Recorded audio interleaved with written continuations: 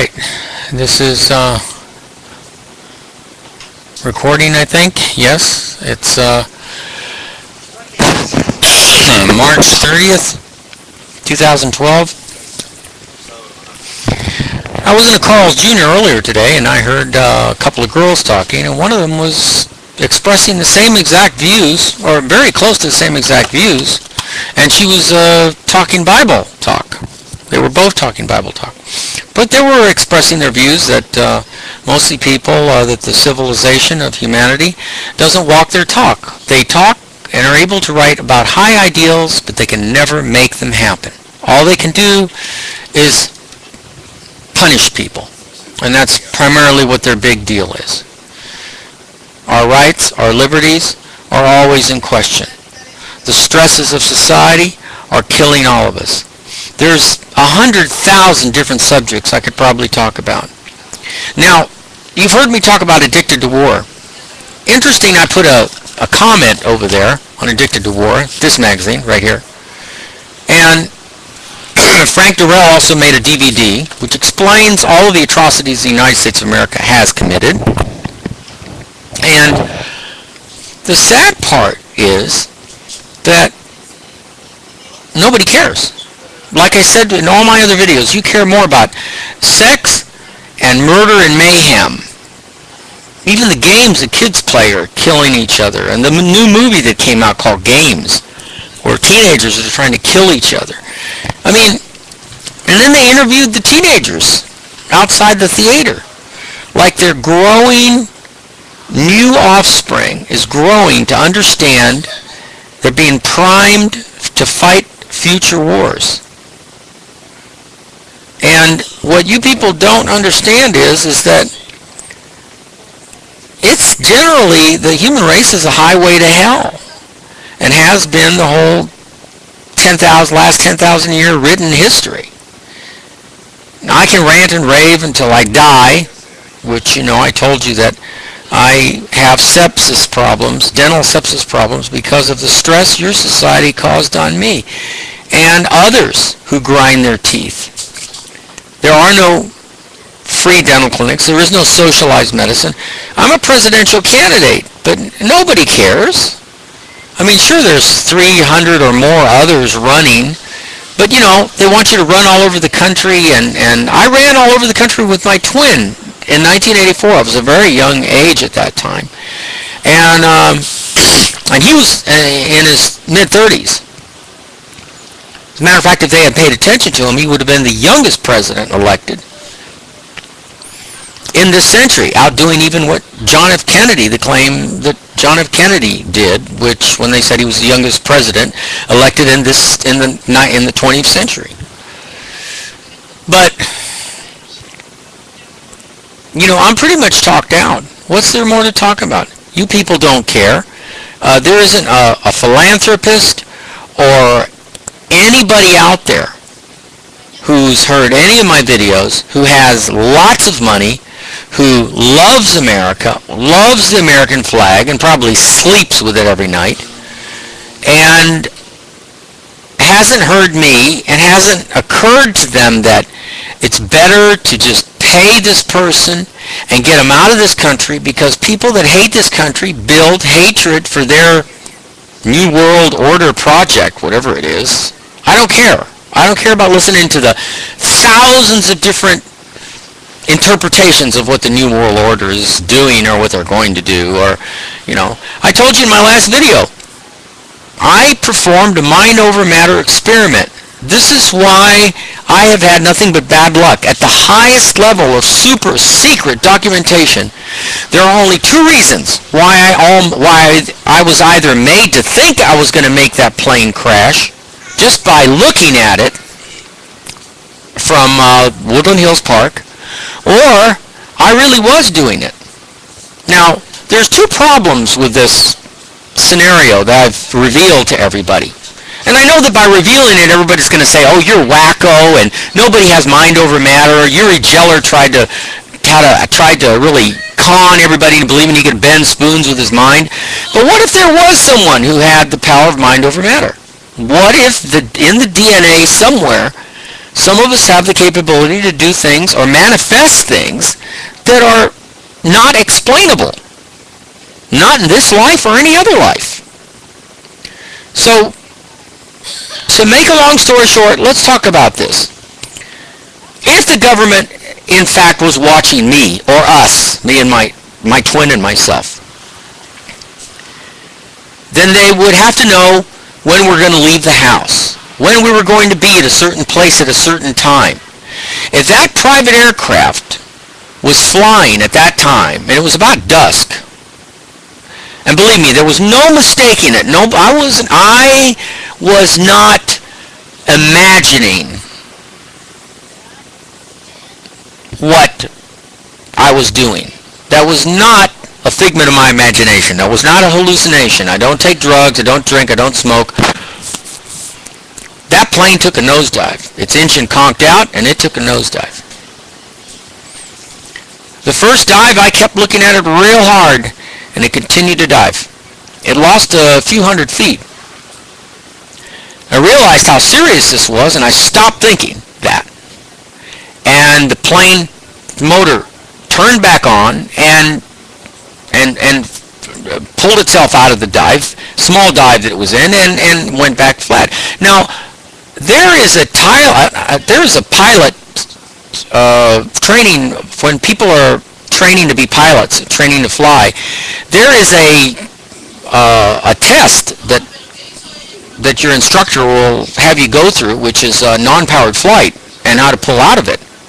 But this was not that. This was not a test from some instructor. Instructors don't teach stuff like that close to dusk, when it's dark, when instrument flight rules take over as soon as it gets dark.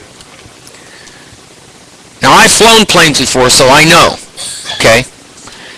Now, to look at it again, and the plane to take a second dive was not a coincidence. The second dive was much deeper, and again, I stopped thinking what I was thinking, and the plane pulled out of its dive. The third time, it had fallen enough that you could practically see the person in the airplane within 100 feet of the tops of the trees in Woodland Hills Park on the old theatrical abandoned area. There's, on the other side of the park, there's one part of the park faces Shoup Avenue. The other side faces a residential area, and there was an old abandoned theater type thing, an open theater. That's when the two men in black appeared. Now, there's two problems with this story. One, if the government was really watching me, how would they be able to know when I would start and stop thinking? Because we're talking synchronization. To synchronize, in other words, to make me think I was making that plane crash for whatever reason. It doesn't matter what the reasons are. To make me think that, to produce some effect in my mind, some effect that they desired to manifest. That would be some trick, because you'd have to be in the person's mind and know when they're thinking the negative thought to make that plane crash, and when to stop thinking that negative thought. Remember, I said I planted something in the ground when I started doing this, and it wasn't an electronic device. It wasn't like a laser or anything that's connected to electronic. It was something entirely different. And this connects to my other videos that I told everybody. Remember I said go visit those 5 websites? The Holographic Universe, the 99th Monkey Philosophy, the Jacques Cousteau experiment with the water in the fish tanks, the clam experiments, and entanglement. Much of it explained in the movie What the Bleep. These 5 things are not a coincidence. If, in fact, there are things that are alive in the radioactive background behind us, or possibly even in another dimension, a different dimensional frequency that we're not aware of, but it's there, they would still have to have the capability of being able to pipe into a person's mind with, let's say, remote viewing, and be able to read a person's mind and know when they're thinking positive or negative thoughts. But if that were possible, you could stop any war. You could stop Saddam Hussein from thinking all that negative energy or negative thoughts that they were thinking and end the war immediately, just with mind over matter. But you see, this is where it gets funny. None of the things I just mentioned are scientifically possible unless there are other elements at work here, invisible elements that are beyond the capability of any human being to understand. If those elements were to connect with a human being in this dimension, that human being would take on some of the powers of that other dimension. If that were to happen, then that being would definitely be able to do things on a mind over matter level. That being would also be able to... I'll give you an example. There were 10 minutes, 11 minutes into this video. I have always said that movies are not just about the stories. The writers are also connected to this grand human consciousness that Carl Jung talked about. And this collective consciousness and subconsciousness is capable of doing a lot of things. And movies explain bits and pieces of this collective consciousness, of the things that are possible versus the things that are not. In one movie called, it was a movie about the Krell. It's an old 1950s movie. Leslie Nielsen was in it. And I'm not going to mention the name. I'm going to let you people guess what the name of the movie was. If we don't run out of time, I'll tell you the name of it. But in that movie, Walter Pidgeon plays a guy who's on this planet, and he has adopted some of the Krell's giant mental abilities. And these giant mental abilities enabled him to be able to tap into a subconsciousness where he called it the id, creatures from the id, monsters from the id. And that people are capable of manifesting creatures within themselves that cause a lot of these violent things and things that happen that are, some of them, not even explainable. So back again, if in fact there are these capabilities, and I'm convinced there are because I've been a subject of one of them, and I've seen it work before my very eyes, which is why I stopped doing it. But I think that the government was probably watching me, and this was not done by the government, okay? This was done by me and by whatever these invisible forces are. And I believe these invisible forces are manipulating the human creature, and most of the direction that we're being manipulated is the wrong direction, with the wrong leaders in power. These leaders are not taking us to the right place, and they never will, because they haven't been trained in the things that I have learned from personal experience and personal proof that these things do exist. And if you're not careful, some very terrible things are going to happen. I've already mentioned one of them, that I know ahead of time when a lot of things are going to happen.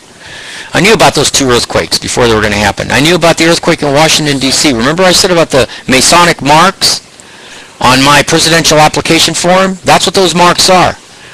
And I mailed in that application with full knowledge that there was going to be an earthquake in Washington, D.C. and that Washington Monument was going to be cracked. And I've been in that Washington Monument before, and because I physically was in that monument, that enabled me to make that earthquake happen. Now, a lot of you are going to say, that's impossible, that's only in the movies, that's science fiction. How do you know? I didn't make it happen along in partnership with this invisible forces that are all around us. Oh yeah, some things do exist that are beyond our capability, and some of us are chosen as avatars to try to get us into the right direction. Am I an avatar? Am I ahead of my time? I sure am. To point out that oil tanker 30 years ago, to point out that special two-story house, and to go through all the pain and agony I've gone through, being attacked over and over again. Yeah, I know. And I told the presidential candidates, if you don't meet me on the stage, this is the third challenge to the debate. Horrible, horrible things, worse than those earthquakes in Mexico and Washington, D.C., and in Chile are going to happen. Now, you've got from now till Easter to give me a formal answer on all nationwide television. And I'm not going to tell you my secrets. They're going to die with me. You want my secrets? You're going to have to debate me. And I'm not going to give them to you after the debate, because there's certain questions that you're going to have to answer, and there's certain criteria that you're going to have to adhere to. I've told the White House in many recordings, it's going to be like Simon Says, the game. Simon says do this, you better do it. Simon says do that, you better do it. You're running out of time. 7 o'clock, daylight savings time in California. You got till Easter. And mind you, I don't have full control of these abilities, these invisible abilities. If the other forces that have flowed through me and connected to me decide to do something on their own, I'm just a messenger.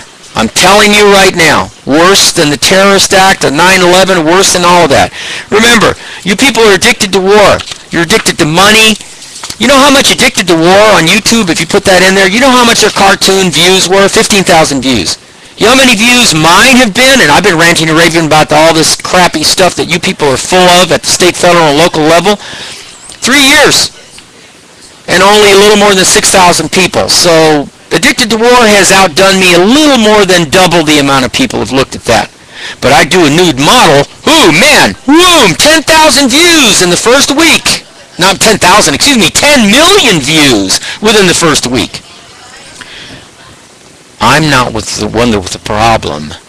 You people are, every last one of you. And I swear to you, you're going to pay for everything you've done.